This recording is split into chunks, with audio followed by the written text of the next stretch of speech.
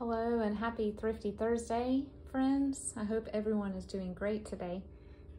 Today's video is, I'm starting off with a very small Michael's shopping trip, and then I'm moving into thrift shop after that. But I don't know if you guys are a part of the Michael's rewards program. I feel like a lot of rewards programs require you to spend so much money to get anything back, but Michael's, though their prices are probably a little higher on some items, I do feel like I get vouchers pretty regularly, and so I had two $5 vouchers to spend last week, so I ran in and just got these two items. This is Frey Check, and I remember my mom using this when I was growing up, and they still make it and it looks the same, but it's just basically a liquid that stops fabric and ribbon from fraying. It stinks, and evidently it's highly flammable, but it's just something that I have not invested in yet. I've just been I've been using a lighter to, seal off the edges of ribbons, but I don't love doing that, so this is great for fabric as well. So I picked that up. I think that was $4.99. And then for my sewing journals, I have been toying with the idea of getting a SVG and cutting this out. But when I saw these, I was like, I just need to grab these. There's 56 of them, and I think they were $2.49 or $3.49. But this is just something that you can wind floss around as a little embellishment for sewing journals. So yeah, I was excited about those two little finds. And then I made, how many trips? 3 trips to thrift shops this week. 2 to one, and 1 to another thrift shop. And I actually went back to get a pair of pants at my favorite thrift shop. And I'm not going to show them to you right now because I'm sort of trying to decide if I'm going to keep them or possibly try to sell them. But they are tags still on late 80s Lee floral jeans, and they are awesome. They actually fit me, and so I'm trying to decide, do I want to wear them or do I want to sell them with the tags still on, literally new old stock. And I got them for $2, so maybe I'll show them to you in a future video. But anyway, when I went back in, of course I had to go look at the book room, and I found a couple of cookbooks, including this one that I will be using to cut up for my journals.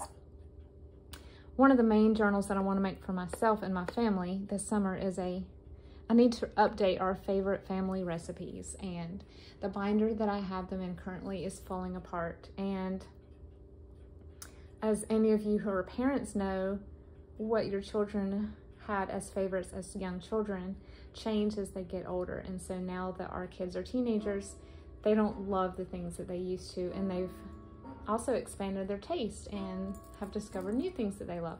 So I need to update that desperately. And this cookbook had a lot of I remember checking this out from the library when they were small, when I literally was trying to hide vegetables in their food. But back then I wasn't looking at things with a junk journal eye, but I realized quickly flipping through it that the little images are just so retro looking, and so I will be able to cut a lot of this out and use it. Super cute. Even the fonts are very vintage looking, and all these just little tiny things that you can cut out and put on the corner of a page or the corner of a recipe card. And her backgrounds and her photos are actually very pretty as well. So this was 50 cents, I think. I cannot pass this up. I don't know if you've heard of this cookbook or not, but yes, I'm excited about that. And then at the same thrift store, the first trip, I found these 2 books, and this is not the first time that I have found German books at this thrift shop. I don't know if there was a German family that came in and donated a bunch of things at once, but every time I go in, I feel like there's a little bit more put out. And because my son learned German in high school, and I tried to learn along with him, I'm not nearly as proficient as he is. I just had to get this. My dad was also in the Army, and so I took German as a child because you know, almost every Army family is sent to Germany at some point. We were not, but I think it's a beautiful language. And then this textbook was from 1936, and it is that very old typeset. It is just gorgeous. The pages are just worn and fuzzy, and I thought this was a great deal for $1. And of course, whoever had this book, there's phone numbers in here. This is probably how much she owed this guy. Just little notes, and that's just something that is, you know, really interesting to me. So the cover itself is pretty. It would make a really cool journal by itself, so I'll probably do that once I use over half the pages in as ephemera. And then this is a German songbook, or a band book. All of the songs are, you know, I'm trying to see, I know a lot of them are religious. I saw Fanny Crosby, she wrote hymns. So this might be a chorale type songbook. If you've heard of this, let me know. It's you know, it's that flexible plastic binding, but I love it. So that was 50 cents. All their soft covers are 50 cents at this store. And then whenever I see these, I pick them up because this is my favorite comic strip besides Peanuts. So I grew up loving the Family Circus, and they're just so fun to tuck into a journal. They just add that little, you know, they just make you smile. They're the little humor that the kids have. I love them, and they're classic. And these go for a pretty penny on eBay because I have looked at buying them that way when I was just not seeing them in the thrift shops, but I'm glad I waited. I picked up this little copy of Anne of Green Gables.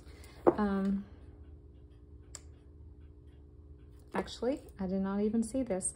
This was purchased at the Green Gables gift shop. So someone went to Nova Scotia and got this as a souvenir. That's super cool. But I am planning on making a Anne of Green Gables journal. Actually, I'm going to make two, one to sell and one to keep, because it's one of my favorite stories. But I mainly got this one for cutting quotes out of and finding words and paragraphs for ephemera, since there's no pictures to speak of, it's just words. But that's wonderful. I will definitely be able to use this cover as well. One of my favorite cookbooks is The Joys of Jello. My aunt gave me, she's an aunt that loves cooking as much as I do and did as a teenager, and so whenever she'd go to used book sales, she would keep her eye open for me, and she bought me this in hardcover, but of course I could never cut into that. So I am so excited that I found this in soft cover, and the pictures are beautiful, the fonts are beautiful, and who knew that you could do all of these things with Jello? So this is copyright, I think the one that I have is a little bit newer version. Oh, it doesn't say. That's a fun ad on the back too. This looks like early 60s, but I love it. I'm excited to use this in journals and my recipe binder.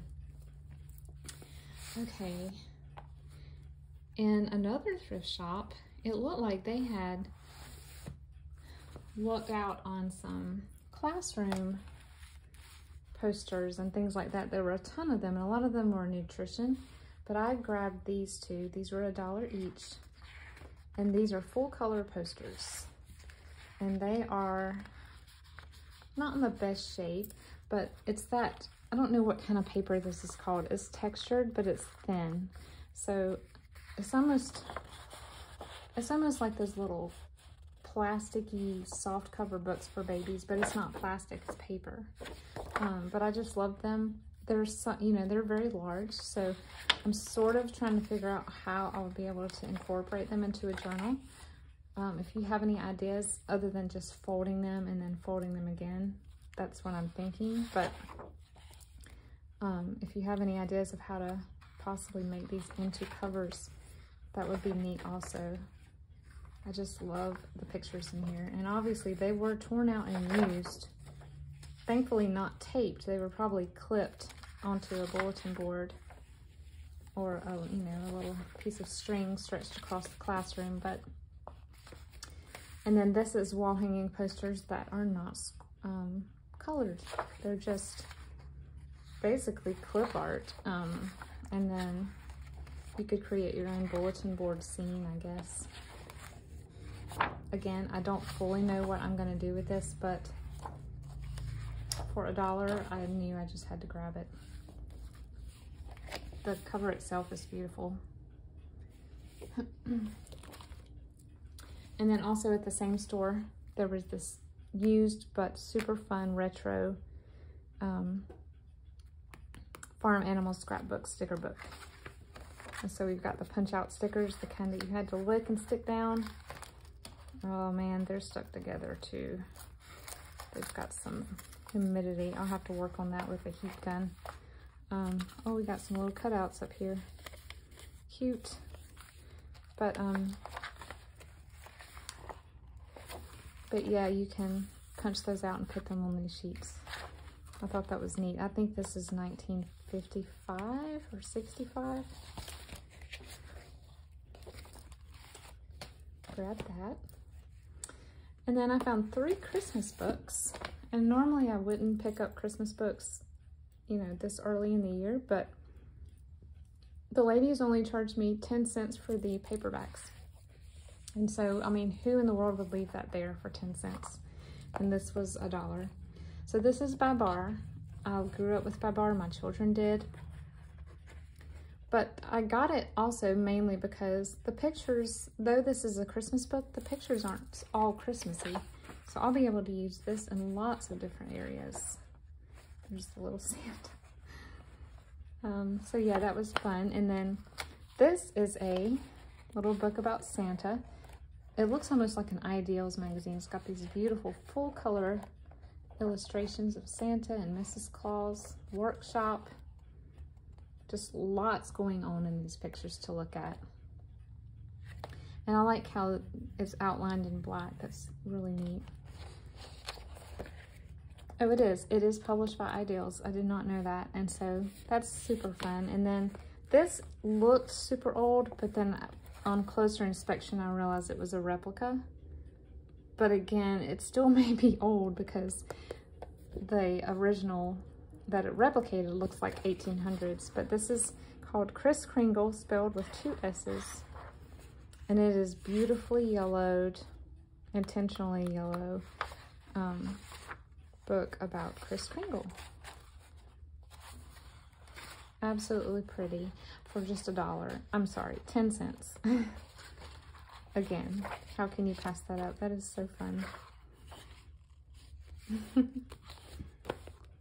Are you guys big Christmas fans? Do you really get into journaling like all through the year in preparation for Christmas, or do you not really get in the mood for Christmas until, you know, October? That's how I am.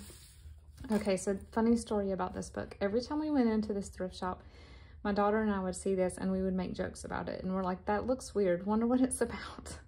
And it's obviously for children or, you know, young readers, but it just seems so strange. And I was like, you know what? If it's there the next time I go, I'm gonna get it. And it was. Probably because everyone else thought it was strange. But I have no idea about the story. I just know that it looked interesting, and I love when covers have a picture that goes across both. And I'll probably turn this into a journal for sure. I think it'll make a very quirky one. And yeah, I may even read it because I mean, this just makes me curious. And then after all of those books, I did pick up 3 linens.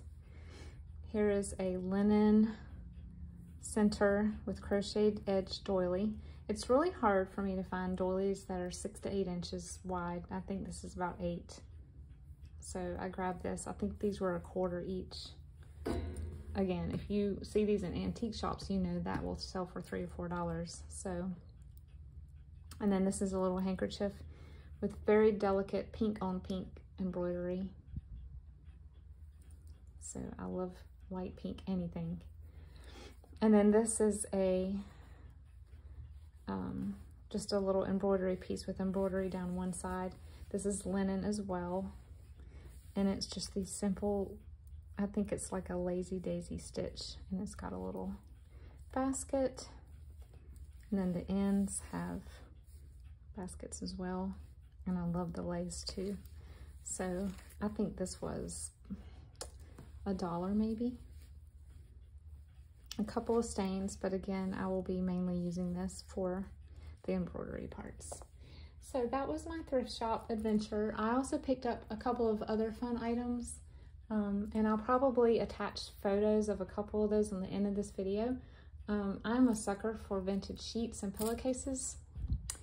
And of course, if they're stained, I rip them up and use them for junk journals. But if they're not, after washing them in hot water and all of that, we love to use them on our beds, because I feel like the sheets today are not made like they used to be. The pillowcases are always too short. They always need ironing, and I'm not about to iron sheets. And it's really hard to find 100% cotton sheets, especially the percale weave.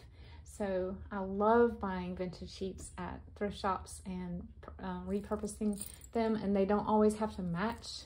I love having plain white sheets and then really fun pillowcases that aren't white. So I'll attach a couple of pictures of that. And do you guys do the same thing? Do you love to try to find vintage linens and things like that to use in your home? I'd love to hear. And thank you so much for joining me today. I hope you guys have a wonderful evening. Bye-bye.